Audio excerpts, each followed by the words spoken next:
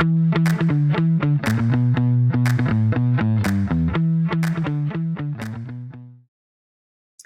everyone. I'm Wendy Liebmann, CEO and Chief Shopper at WSL Strategic Retail, and this is Future Shop.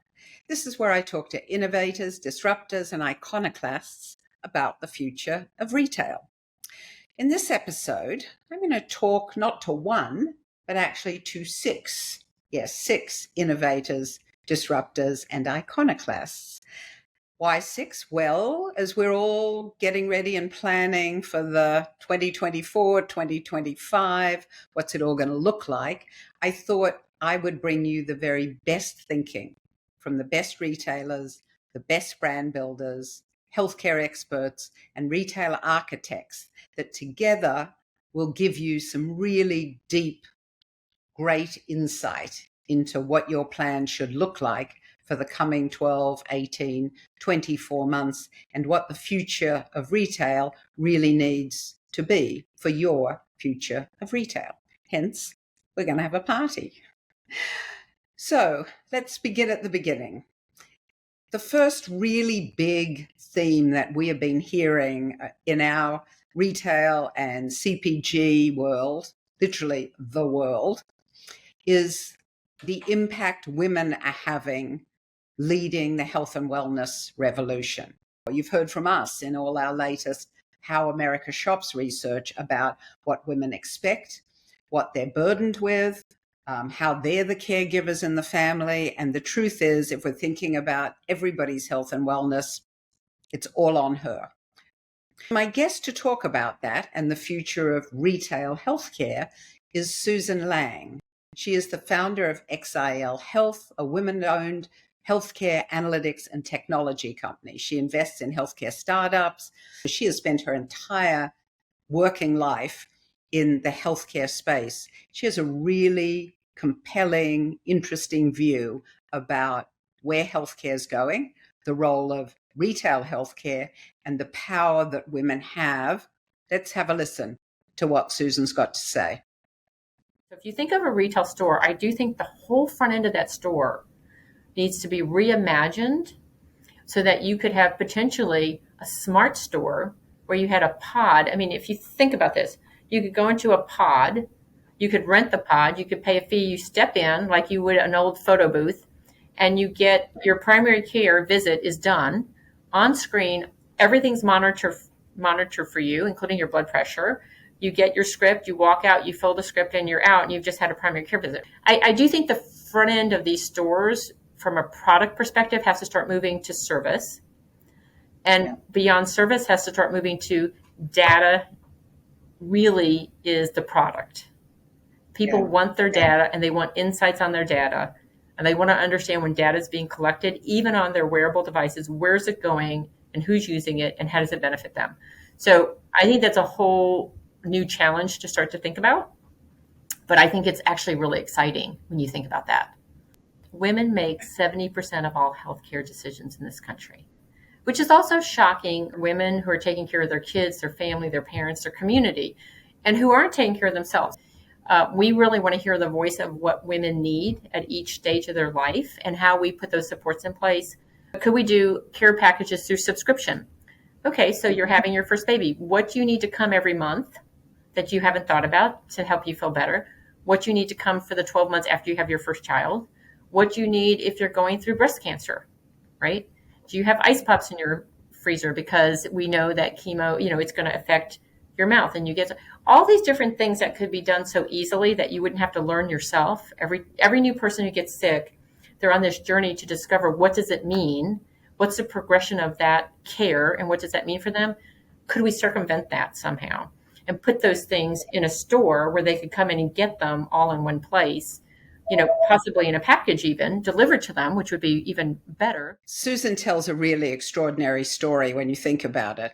That whole vision of what a physical retail space could look like, how to help woman as caregiver, how to think about the arc of a woman's life and all of the moments in that life where she is looking for solutions for not only her own personal health and wellness, but that of her family and those she cares for.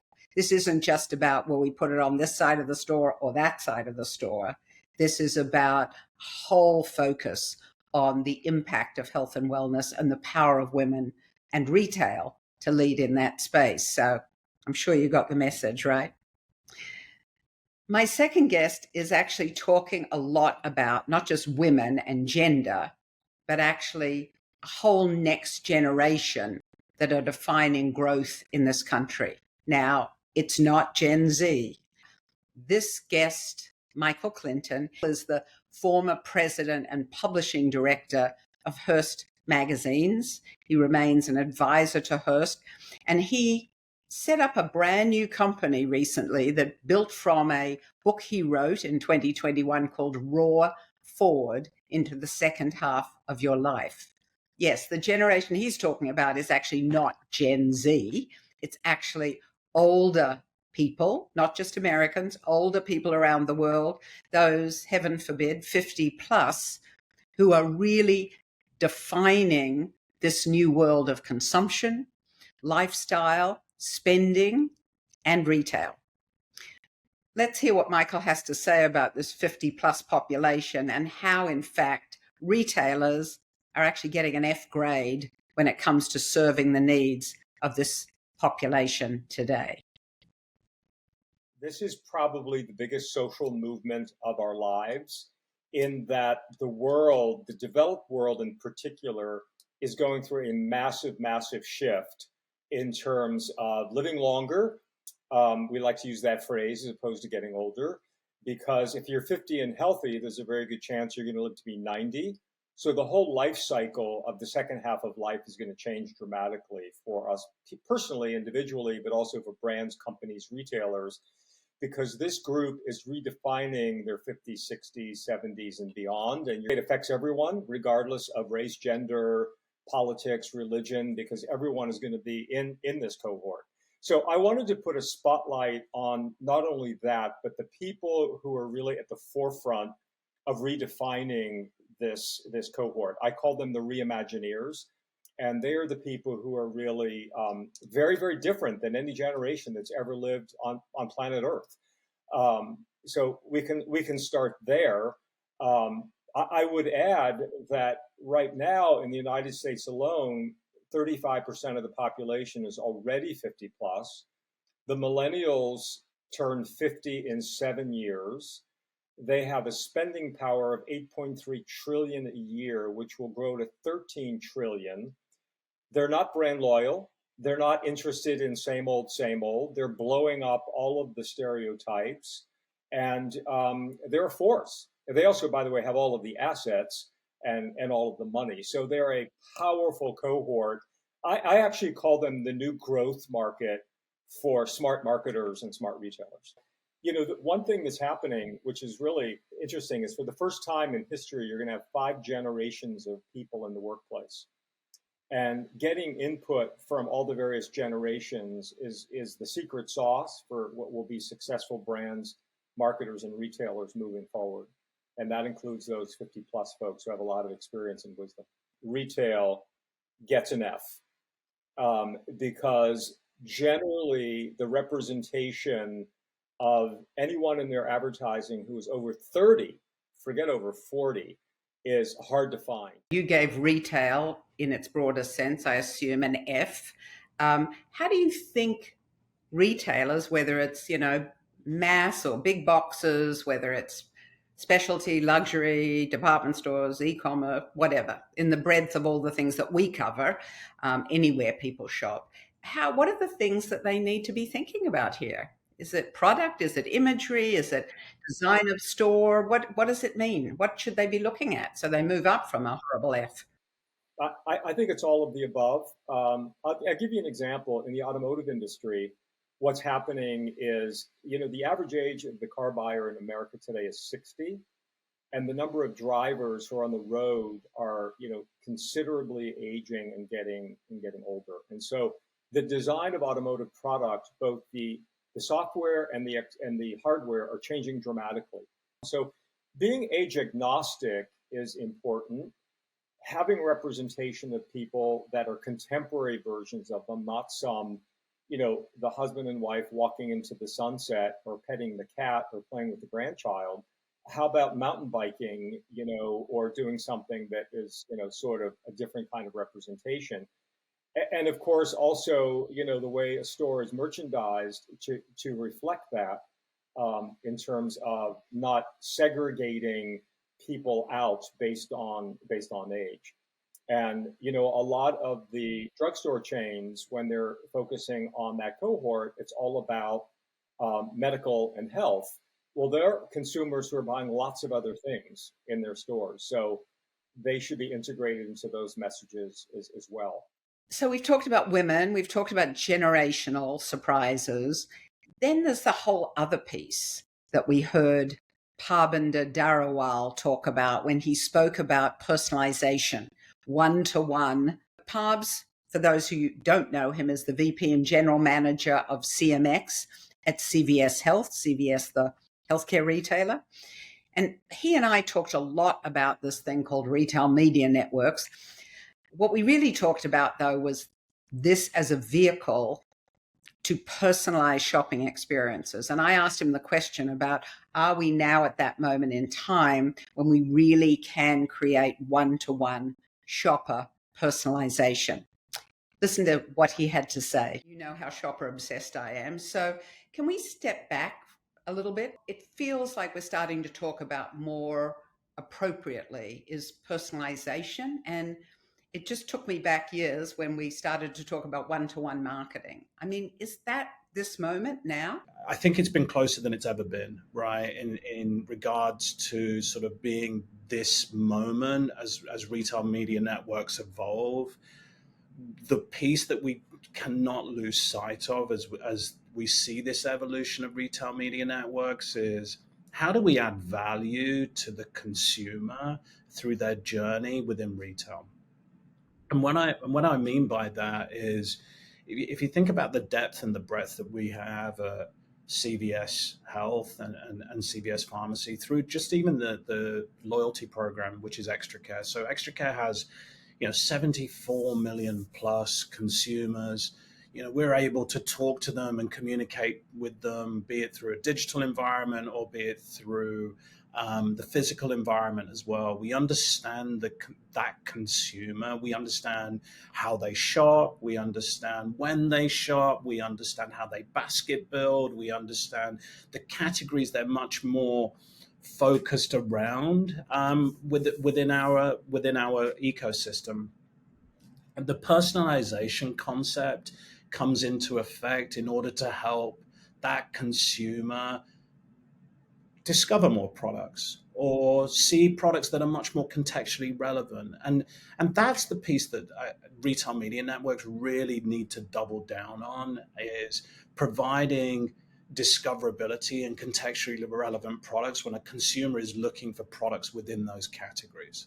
So let me just give you one example real quickly, which is, if you think about the consumer, and I'm looking for a new shampoo, and with this hair, I'm consistently looking for a new shampoo. If you're looking for a new shampoo, and I come to CVS.com and I search for shampoo, I want results that are shampoos. I want you to show me new products that are within the category that I may not have thought about previously, or that much more suited to my hair type. And that's the level of sort of work from a contextual environment that we need to build. The personalization aspect comes as a layer over the top of that. It's understanding how consumers are purchasing that shampoo, their propensity to buy that shampoo, and also what are the products that they're purchasing when they look to buy that shampoo.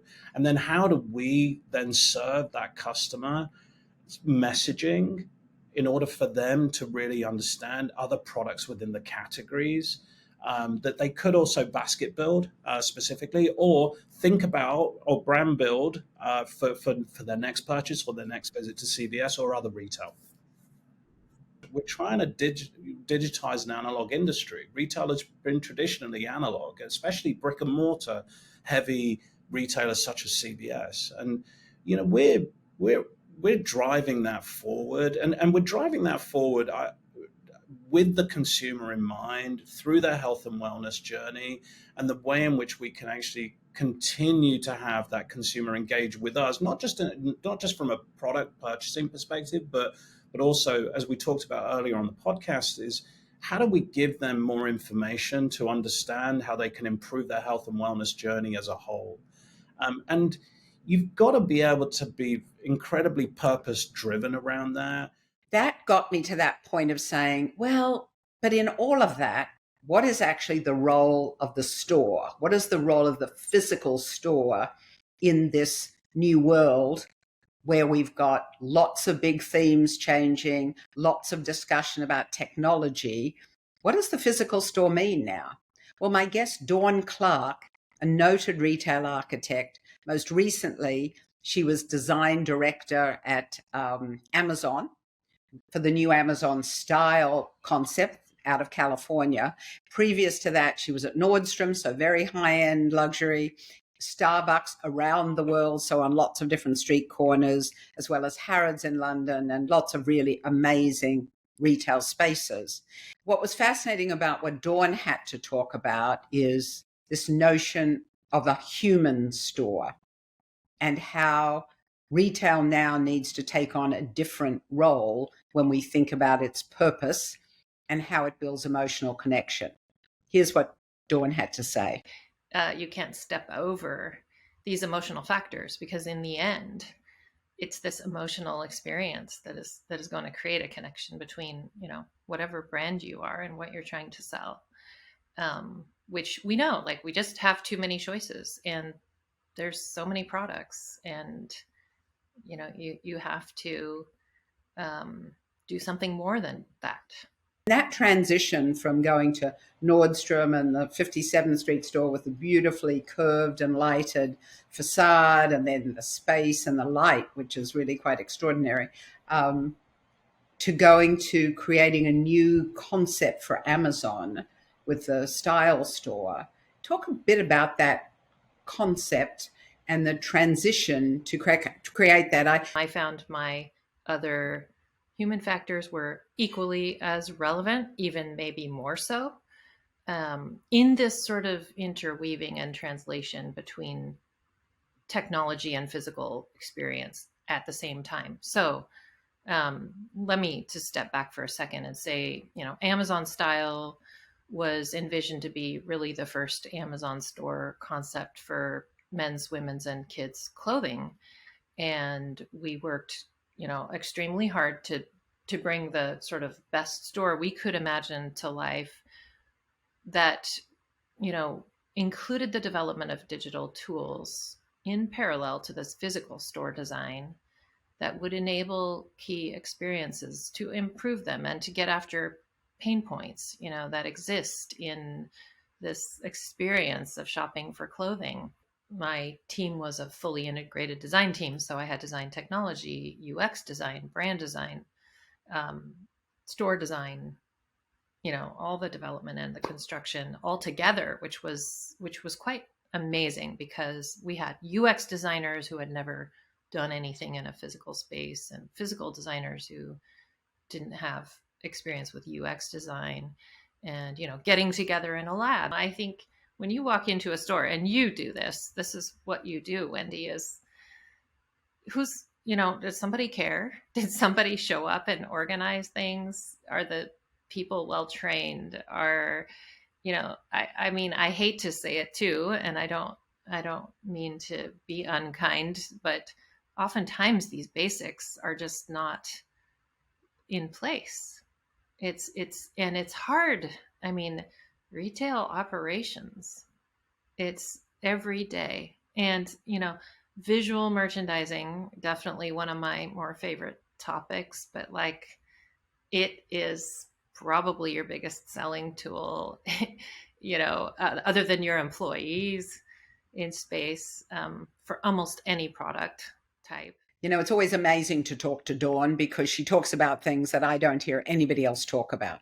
Space, light, air, all of those things that when we're building, rows and rows, thinking about product on product on product, we forget that actually the physical space is about showcasing, yes, products, but it's really about creating an emotional connection with shoppers. So the fifth big theme that I think we've all been talking about since Chat GPT came into our brainwaves about 6 or 8 or 9 months ago was, what the heck is this AI thing? And how is it impacting our businesses? And how do we need to think about that? Well, the best guest to talk about that was my guest, Justin Honaman, who's the head of worldwide retail and consumer products and go-to-market at Amazon Web Services, where he is talking about and understanding the level of engagement of the physical store and the impact that AI has in creating what he calls meaningful shopper experiences. Take a listen. Immersive is another buzzword for the year, and parts of it are real. So in the definition of how I wrote about this, I talked about personalization. I talked about AR and VR, which are real. I talked about virtual stores, virtual try-on, which there are some great examples of those out there.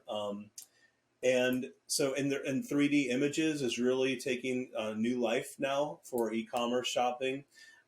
Even virtual stores for consumer goods brands. Like you could have a store without having an actual store where you could curate products for a consumer or a customer to buy. Okay, so all of those things I mentioned are real and evolving. And so what we have seen over the last 12 months is a real shift back into immersive experiences in store and online. A couple of other things on my list. One is, of course, the infamous AI chat. It's been amazing how fast that topic has run around the last couple of weeks.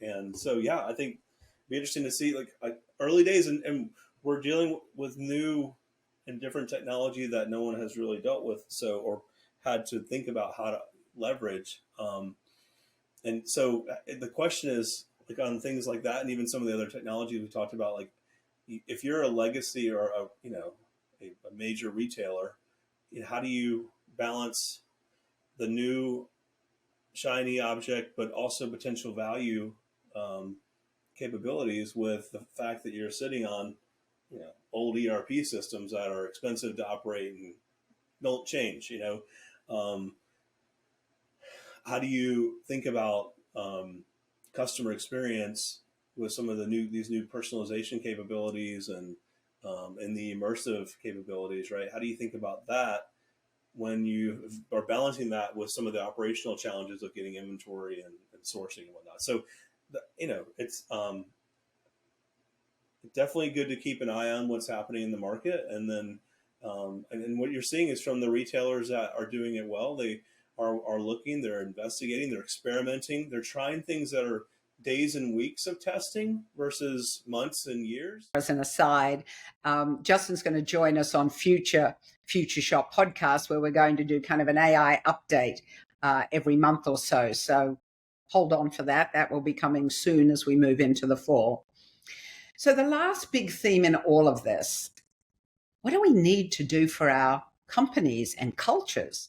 How do we think about all the constituents that we have in our world, in our ecosystem, that we have to serve?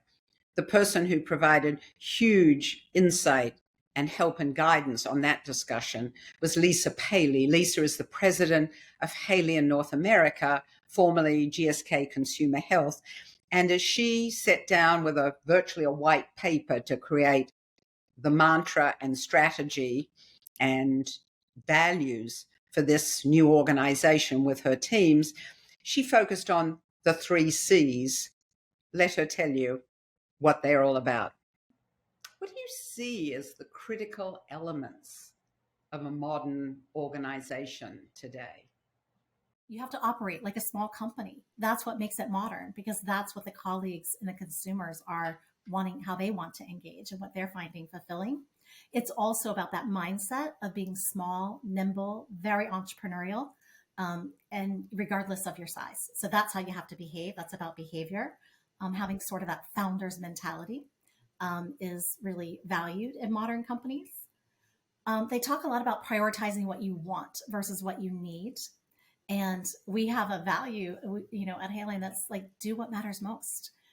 that, so you're really trying to tell people, we get that you're living in this very busy, complex, world today, and you're going to have to continue to be hyper prioritized in order to be effective, at the things that you're trying to accomplish. People who value the voice of the customer, who value the voice of colleagues, those are really resonant in modern companies, because you really have to keep your finger on the pulse with them. So you have to be really in tune to that.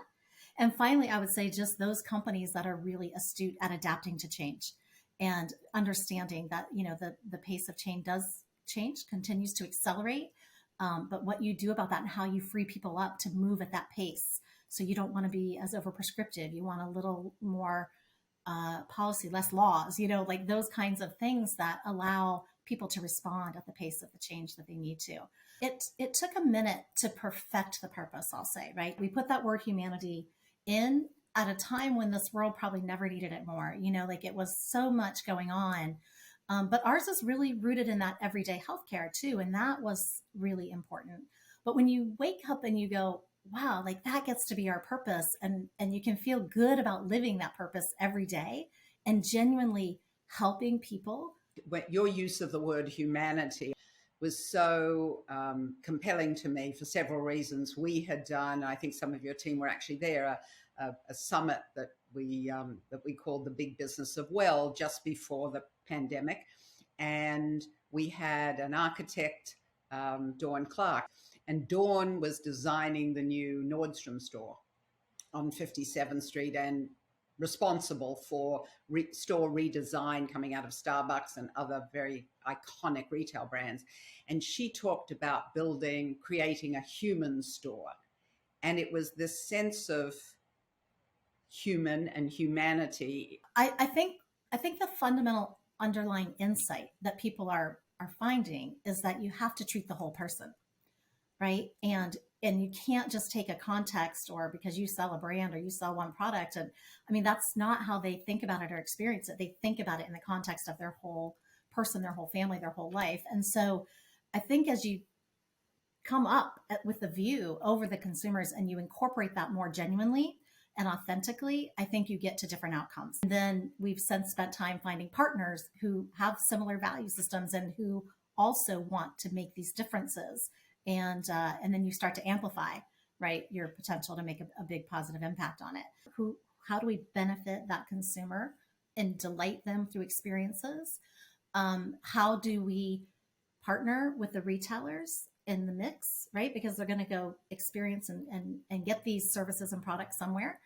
And then is it right for colleagues? Do colleagues feel good about that work they're doing? Are they doing it in the ways that they can rest well at night, knowing they always can do the right thing when you start to combine those things, but definitely grounding on what I call the 3 C's. And it's got to be about the consumer, the customer being a retailer, and then the colleagues. And when you get right for them, you are going to be really well on your way to doing something, pretty special.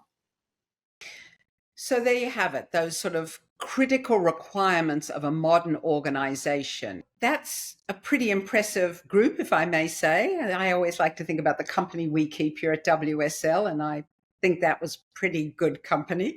Hope you felt the same way. Just sort of to wrap it up, based on what everybody talked to us about, think about this.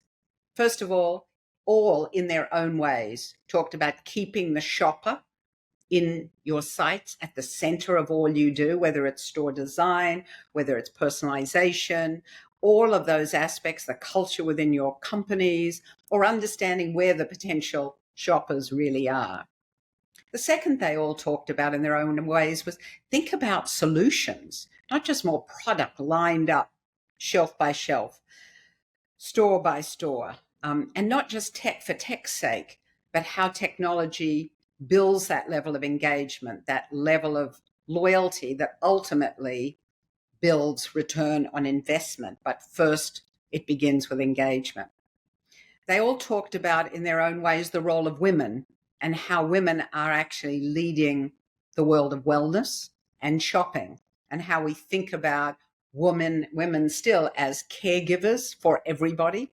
And when we think about how do we make provide solutions for their lives, that becomes more and more critical. We talked about building emotional connection one shopper at a time, one experience at a time, one easy, make it simple, experience at a time, both through technology and experience. And as Lisa said, it's about engaging all the constituents, all the C's, and building that culture of care. So as we think about a strategy for 2024 and 25, it's not just an external strategy, it's an internal strategy that we need to deliver to be successful. So thanks to these amazing disruptors who join us on the podcast. Their vision of the future of retail is clear, inspirational, gives you a roadmap that you can absolutely adopt, absorb, share within your organizations. And for the full recording of these podcasts, go to Apple, Spotify, anywhere you get your podcasts, or go to our website at wslstrategicretail.com, where you can find not just those, but many tools and insights to guide you to 2024 and beyond. So thank you for joining me and all my fabulous experts today. See you in the future.